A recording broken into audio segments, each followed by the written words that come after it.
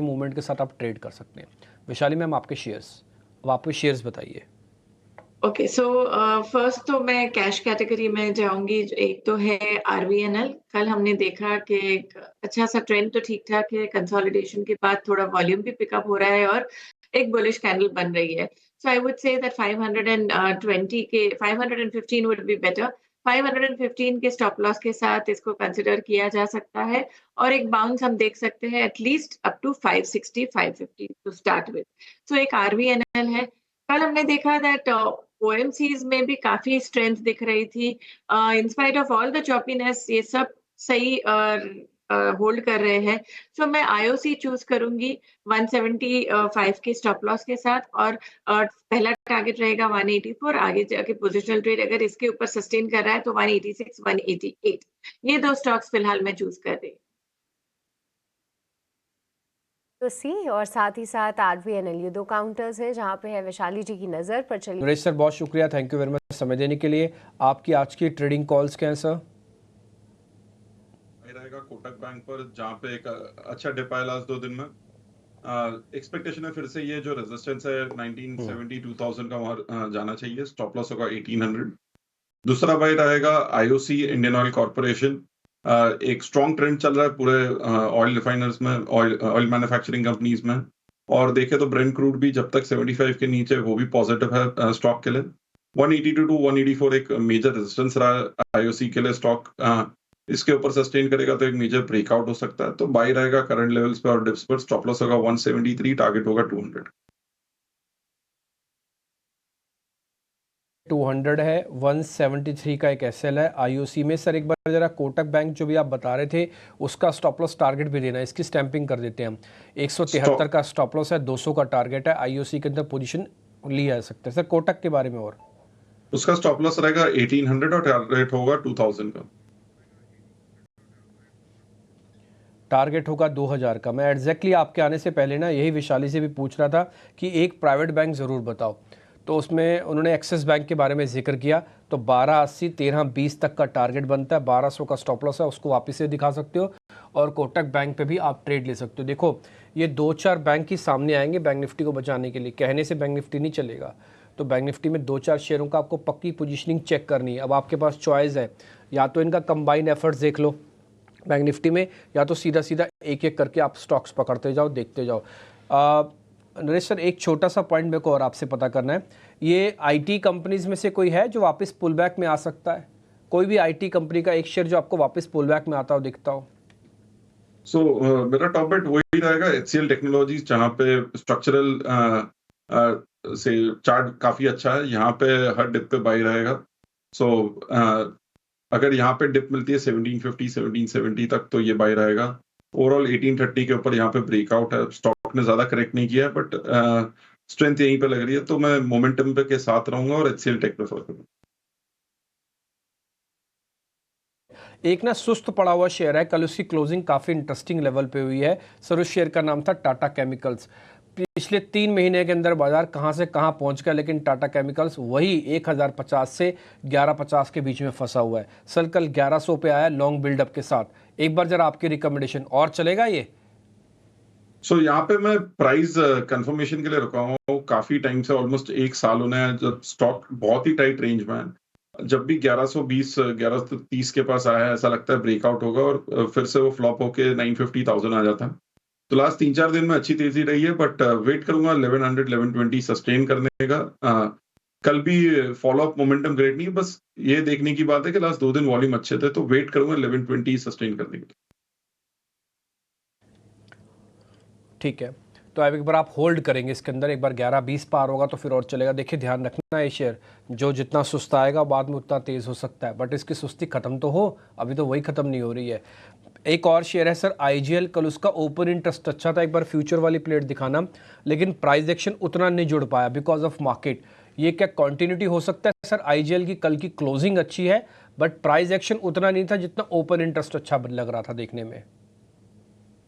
IGL एक बहुत ही important resistance पे लास्ट 5 साल से बड़ा प्रॉब्लम रहा है। प्री कोविड भी स्टॉक ने अराउंड 500 530 का टॉप बनाया था, फिर 2021 में से 600 का टॉप है, बट काफी टाइम 500 530 पे ही रेजिस्ट किया, 500 550 पे रेजिस्ट किया था। और अगर हम लास्ट 3 महीने भी देख ले तो 565 एक रेजिस्टेंस है, 515 लोअर बैंड है।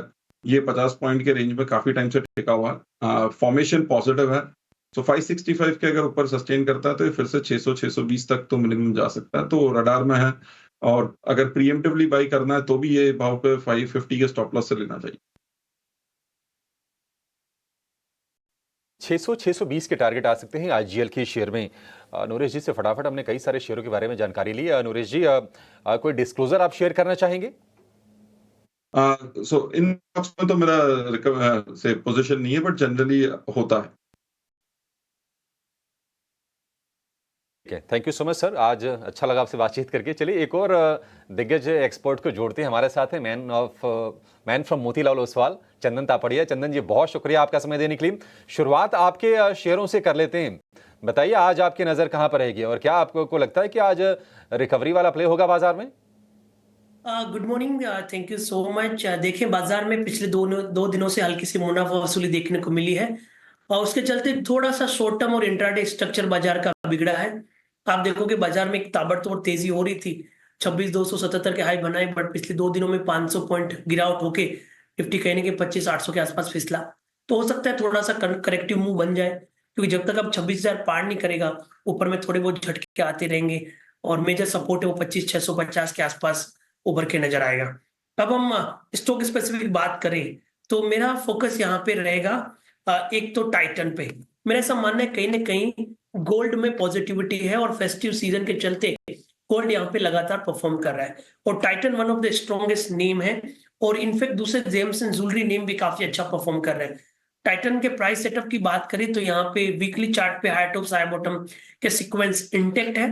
रोलआउट्स के डेटा भी काफी पॉजिटिव थे। स्टॉक अपने एक राइजिंग ट्रेंड लाइन के साथ स्मॉलर मूविंग एवरेजेस को भी होल्ड कर रहा है, जो क्लियरली इंडिकेट कर रहा है कि एक बुलिश स्टेंस कंटिन्यू है। तो टाइटन पे खरीदारी की सलाह होगी। 3,740 का सपोर्ट है, ऊपर में टाइटन 4,000 के आंकड़ों को छूता हुआ नजर आएगा। दूसरा काउंटर रहेगा आईजीएल। आप देखेंगे इंद्रप्रस्थ गैस में मल्टीपल डेज का एक कंसोलिडेशन ब्रेकआउट आने के लिए काउंटर सेट हो रहा है। 550-560 एक मल्टीपल बैरियर है और पिछले लगभग 60-62 दिनों से स्टॉक यहाँ पे आता है और मोमेंटम फिजल आउट हो जाता है। बट अब जिस हिसाब से बाजार की वीकनेस के बावजूद भी इस लेवल पे होल्ड हुआ है, लॉन्ग के बिल्टअप है, रोल ओवर एक्टिविटी पॉजिटिव है, पुट राइटिंग के स्ट्रेंथ देखने को मिल रहा है और वीकली चार्ट में मैकेनिकल इंडिकेटर भी बुलिश क्रॉसओवर बना के होल्ड किए हुए, लग रहा है मूवमेंट बनना चाहिए। तो इसके लिए आईजीएल पे खरीदारी की सलाह होगी। 547 547 का सपोर्ट रहेगा, ऊपर में स्टॉक कहीं ना कहीं 575 580 तक के टारगेट के लिए जा सकता है। ठीक है, ये दोनों के दोनों शेयर जो चंदन जी ने बताया ना, ये बाजार में जो 2 दिन की मुनाफा वसूली हो रही थी, इन्होंने अपनी स्ट्रेंथ दिखाई और स्थिरता दिखाई, दोनों के दोनों हमने इन दोनों शेयरों में देखा है। टाइटन के लिए टारगेट आपका बनेगा 4,000 रुपए का, 3,740 रुपए का स्टॉप लॉस। और थोड़ी देर पहले अभी आईजीएल को लेकर हम नूरेश से भी व्यू ले रहे थे, उनका था टारगेट 600-620 का, 580 का टारगेट है चंदन जी का आईजीएल के शेयर के लिए। एक और शेयर के बारे में जानेंगे जो कि बहुत शुक्रिया समय देने के लिए। बताइए सर, आज आपके ट्रेड कौन से हैं? गुड मॉर्निंग डिम्पी जी, शो पे बुलाने के लिए शुक्रिया। 2 बाई कॉल के साथ जाना चाहूंगा। मेटल काउंटर्स बहुत अच्छे लग रहे हैं, तो जिंदल स्टील मुझे लग रहा है यहाँ पे एक फ्रेश लॉन्ग एडिशन करना चाहिए। ब्रेकआउट हुआ नहीं है अभी तक भी, बट मुझे लग रहा है रेडी है ब्रेकआउट करने के लिए। स्टॉक कल अच्छा मूव था स्टॉक में, तो करंट लेवल्स पे खरीदारी की सलाह रहेगी। ऊपर में टारगेट हमको लगाना है 1120 का और नीचे स्टॉप लॉस हमको लगाना है 1,000 रुपीज का। तो 1120 के टारगेट और 1,000 रुपीज का स्टॉप लॉस। दूसरा है दीपक नाइट्राइट। स्टॉक ने एक गिरावट देखी थी, उसके बाद फ्राइडे के सेशन में बहुत अच्छा अप मूव हुआ था, डबल बॉटम बना के स्टॉक में, और कल के सेशन में भी एक अच्छा मूव देखने मिला था हमें। करंट लेवल्स पे खरीदारी की सलाह रहेगी। ब्रेकआउट के कगार पे है डाउनवर्ड स्लोपिंग ट्रेंड लाइन से। 3200 का यहाँ पे लक्ष्य लगाना है आपको और 2750 का स्टॉप लॉस। ठीक है, डन। तो दीपक नाइट्रेट कल भी हम डिस्कस कर रहे थे कि डेरिवेटिव पोजीशंस के अंदर भी काफ़ी अच्छे से बन रही है और आज आपने इसका टारगेट भी दे दिया। आदित्य, 1-2 शेयर जरा आपसे और पता कर लेते हैं जरा स्पीड से। ये आप जरा पेज इंडस्ट्रीज़ का डाटा चेक करेंगे? थोड़ा शेयर बड़ा है, मैं वॉल्यूम कम करके ही ट्रेड करूँगा इसमें। 43,000 का शेयर है। पेज इंडस्ट्रीज़ के अंदर कोई ट्रेड बनता है क्या? बिल्कुल डिम्पी जी, कल के सेशन पे बहुत एक अच्छा मूव हुआ था और वॉल्यूम्स भी अच्छे थे। स्टॉक पे नीचे के तरफ 42,000 से लेके 42,200 के अच्छे सपोर्ट्स है। अगर उसका स्टॉप लॉस लगा के हम ट्रेड ले तो एक 44,000 500 का पहला टारगेट आता है इसमें। अगर 44,500 क्रॉस करता है तो 46,000 के टारगेट्स भी यहाँ पे हमें देखने मिलेंगे। बहुत अच्छा सेटअप है, एक छोटे फॉल के बाद स्टॉक में एक अच्छा मूव वापस देखने मिला। इंटरेस्टिंग बात ये है कि RSI 50 के नीचे नहीं गया, तो ये बताता है कि स्टॉक में अभी भी अपवर्ड मोमेंटम जारी है और ये कंटिन्यू होना चाहिए। और मेरे ख्याल से अगर कोई 3 महीने के लिए होल्ड करे तो डेफिनेटली यहाँ पे न्यू हाइज भी देखने मिल सकते हैं।